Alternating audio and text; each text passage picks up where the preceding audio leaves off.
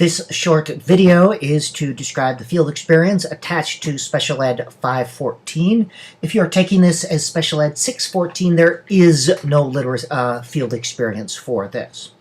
Approximately 10 hours is required. If you're living in the metro area, I have 3 partnership schools who would love to have you come in and volunteer there.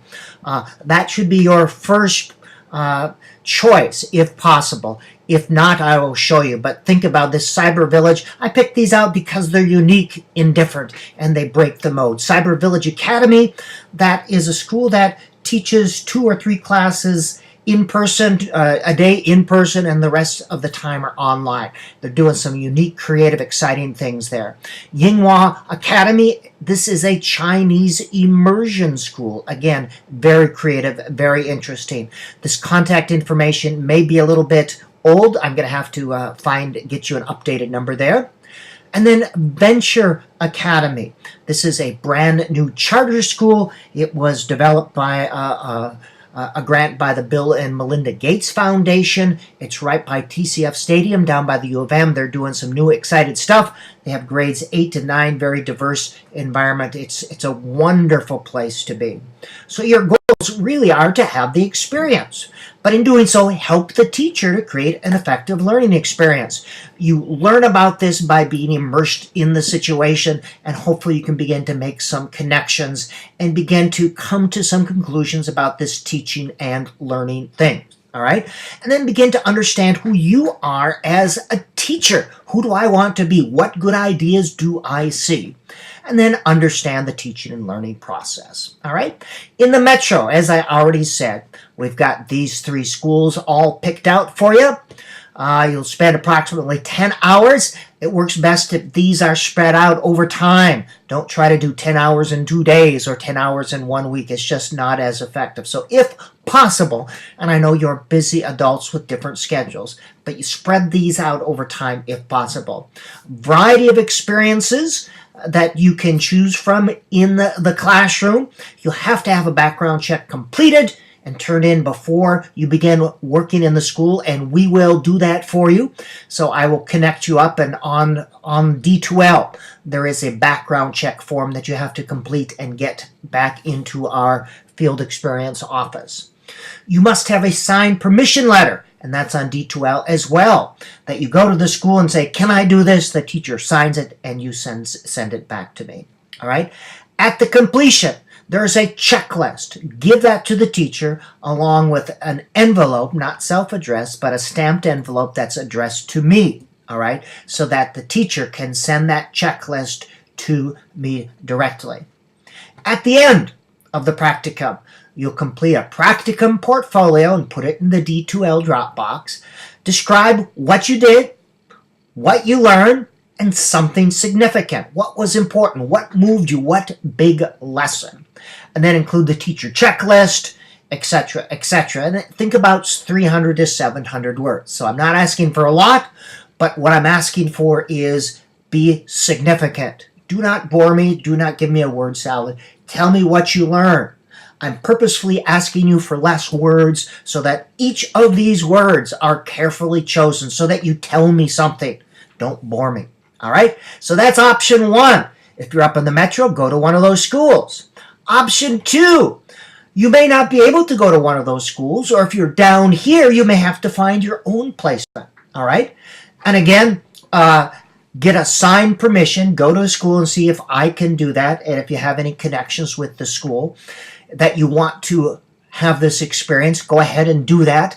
If not, our field experience office will find a school and a placement for you. These can be in a gen ed classroom or a special ed classroom. So if you have a school that you want to work in, or if you're working as a para in a school, you can use that, of course. But if you have a school you want to make a connection to, say you'd like to work there someday, contact the principal. I'd like to have this experience. Is there a teacher I can work with? All right. You still have to have the background check completed, still have to have the permission letter turned in for me. All right. Here's what your portfolio will look like. Observe a reading lesson of another teacher, or audio tape and analyze a reading lesson that you teach. Describe the pre-reading, and the during reading activity, and then describe 2 alternative activities from our class that could be used with that lesson. And then, what did you learn? Describe something significant, 300 to 700 words. That's option 2. Most people are option 1, option 2. Option 3 is a very unique opportunity, and hopefully some of you will choose this one. Here, you have a literacy tutoring experience with one student or a group of students. In the past, I have some people that have like a niece or a nephew or even their own child that has literacy difficulties, so they designed a literacy tutoring experience over the semester to use with that child, and that turned out to be a great learning experience. However, you have to submit a proposal. I want to know what you're doing, and I want you to be doing the right stuff. Will you give me the name of the child, grade level, approximate reading level, concerns, and your plan for completing the requirement, and then your intervention plan. If this is someone else's child, I need a parent signature saying that they give you permission to do that. 8 to 10 individual tutoring sessions, all right? Identify and use the approved remediation strategies described in this class. I don't want you doing Orton Gillingham or LIPS or some of these other cockamamie programs, all right? So use what we are doing in this classroom.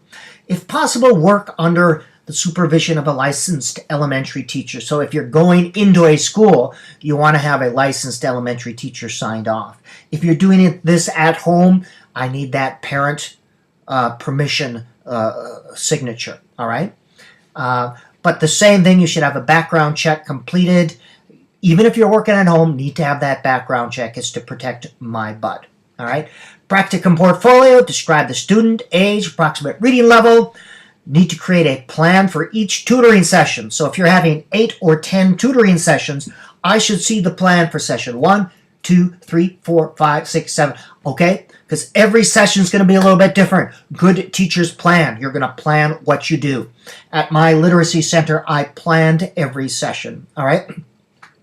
I want to see the specific strategies you used and an analysis. What worked, what didn't seem to work. So for each session, you plan. After the session, this worked, this didn't work, this is what I'm going to do differently, all right? And then recommendeds for the future, something significant, 300 to 700 words. There is the criteria. Make sure you check that as well. All right, brief overview. We'll have a little bit more discussion in class related to that.